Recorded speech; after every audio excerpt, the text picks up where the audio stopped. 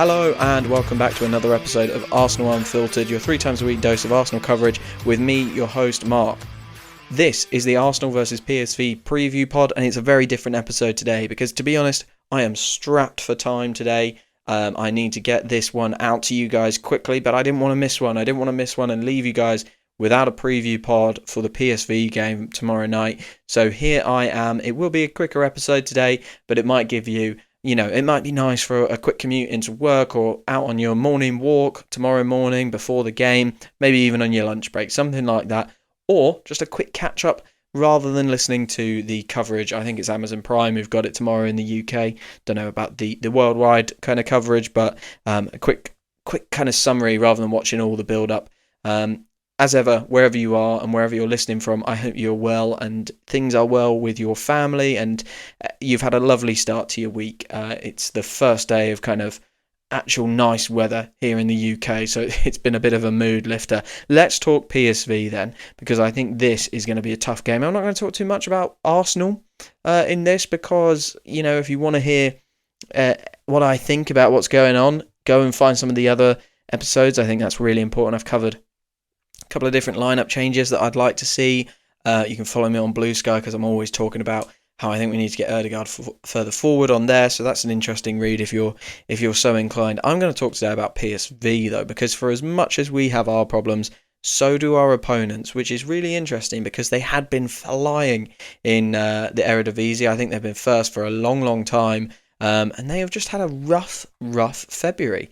They have I think they've won twice in February. One of those wins was against Juventus in the Champions League to get them through into this next round, from the playoff round. But the only other victory they've had in February, and they've lost their first game in March as well. Lost to Go Ahead Eagles. Is over Feyenoord, interestingly, who were the other potential opponents for us. So they've had a weird run. They've conceded, a fair number of goals. They conceded 3 to NAC Breda. They've conceded 2 to Utrecht, 2 to Juventus, 3 to Go Ahead Eagles, and 2 to Go Ahead Eagles in their cup as well. So there's definitely some frailty there, and they're a team that play on the front foot. Listen to this, 74 goals for PSV. Can't believe that. 73 goals for PSV in 24 games in the league for them. Absolutely unbelievable, but they have dropped way behind Ajax now. 8 points behind them following, basically 3 draws and a defeat in their last 4 league games. Like I say, interspersed in that is the Juventus win, which was obviously very, very impressive. But I think that kind of says to me that this is a team that maybe we're worried about them because they are, for all intents and purposes, a strong team in the Eredivisie. And, without being too disrespectful, if we had our full team, I don't think anyone's nervous about this tomorrow. But certainly with the forward options we have, PSV pose a threat. And they have a very strong home record, even though it's been difficult recently. Generally, they're good at home. They have a good stadium and a good atmosphere. And if you go into a Champions League knockout tie, especially, this is basically the second round of the knockout ties now. If you go into one of them and you get into them, you are a good team, no matter what. There are obviously still teams at this stage of the competition that we hope and expect to beat. But without our forwards, PSV now pose a very different issue. Yes, they've had a difficult month, but I still think there's plenty of threat there. And that threat comes in the form of their 3 forwards. So you've got Luke de Jong, Jonathan Bakayoko, and Noah Lang. These guys, they've played a lot of matches for PSV this year. Noah Lang has 33 games played. Johan Bakayoko has 35, and Luke de Jong 35 as well. These guys have been very, very popular up front for PSV in terms of their selections. They have recently brought in Lucas Perez as well, but I don't believe he is eligible to play this. Lucas Perez, once of Arsenal stardom, of course. I'm trying to think of Lucas Perez, anything good he did. I think he scored a hat-trick in the League Cup once. Someone correct me on that if I've got that wrong, but he didn't do much for Arsenal, did Lucas Perez, bless him. Came from Deportivo, now at PSV. Luke de Jong is a name we'll all recognise as well. Time at Barcelona in 21-22. Didn't work out for him there. I think he's been at Sevilla as well, but he is now back at PSV. But basically, these three are the threat for Arsenal, and they are the players that are going to mean that Gabriel and Saliba are going to need to be on top form. And let's throw David Raya in there as well. Of course, I often forget about how integral he is, our kind of faux left centre back. I'm going to go through each one individually. So let's start from the left, and let's start with Noah Lang. 18 goals and assists this year for Noah Lang.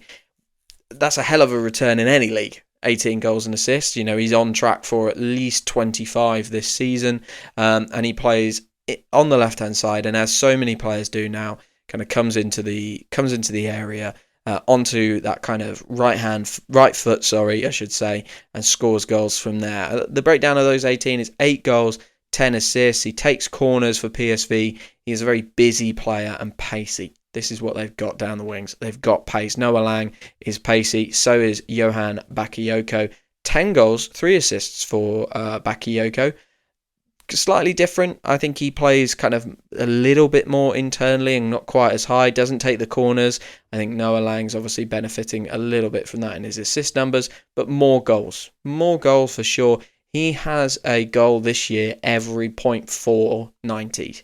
So a goal basically nearly every other game. It's pretty impressive, I must admit. I think these guys are the main threat. I've spoken before on this podcast how Saliba and Gabriel, when they come up against a big striker, I think it was the Nottingham Forest preview, like Chris Wood, they really excel.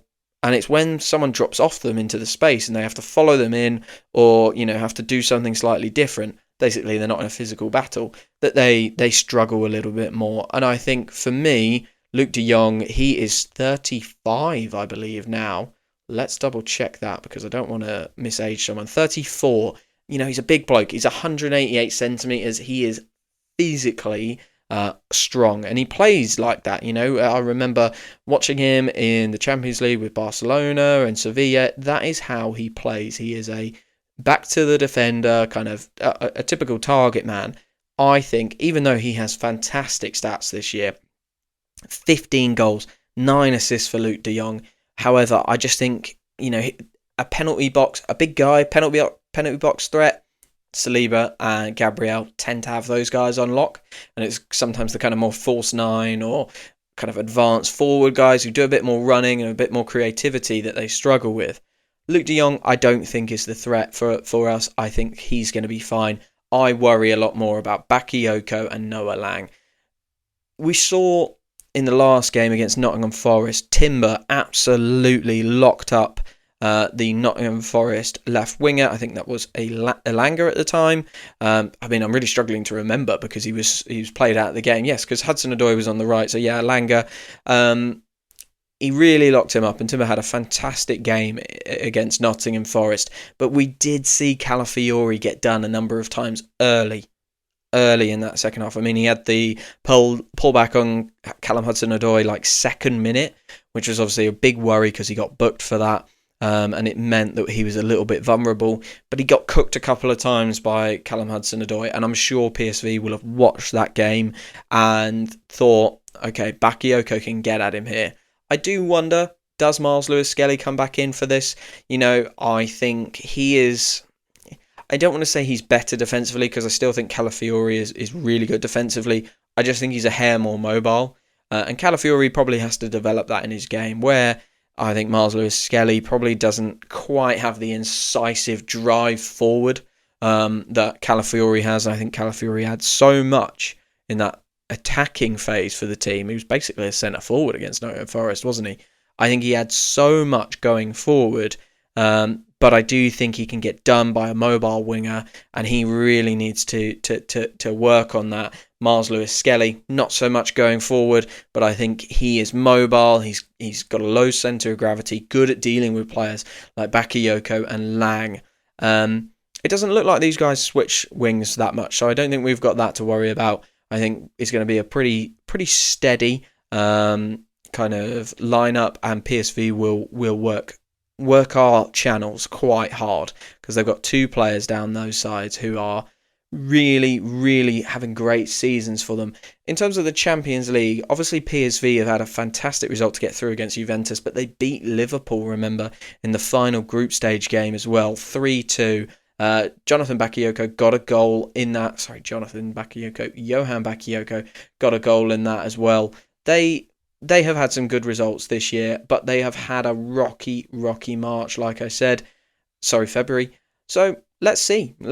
I think for Arsenal, our most important thing is being strong defensively against these two wingers. If Timber and Marcel Skelly, they're the guys I'm anticipating are going to play right and left back. If those guys turn up, I don't think Saliba and Gabriel will have too many issues with Luke de Jong, despite him having a really good season. And I think that will give us a platform to play from. Hopefully, however we line up, I'm really keen to see us go to a more 4-2-3-1 and go to more traditional fullbacks, less inversion, get them up and around Wanyeri and Trossard. Those guys can come a little bit more central. You can have Erdegaard in a real 10 behind Marino and leave Saliba, Gabriel, Partey and Rice to kind of do their work, managing transitions, dealing with the first phase of build-up play, all of that sort of stuff. So I'm keen to see that. I'm keen to see that lineup. But I think the back four, if they do their job, we should have the platform to go and at least control the game. I don't think it's necessarily a barn door thing that we score. I think that's just where we're at, unfortunately. It's been rough, hasn't it? But I think if we can get on top in the same way that we did against Nottingham Forest, despite us obviously not having the result or scoring a goal, I think we were on top against Nottingham Forest. If we can do that, I think we'll be okay. I don't think we need to win tomorrow night. I don't think that is an absolute must. But what I think we have to avoid is we can't lose. We've got to get at least a draw. If we can snatch a goal, absolutely. But that clean sheet and that performance from the two fullbacks is going to be really important. Like I said, this is a quick, raw episode. I wanted to just come on here, give you something to talk about. Talk about something that you can kind of look out for in the game tomorrow.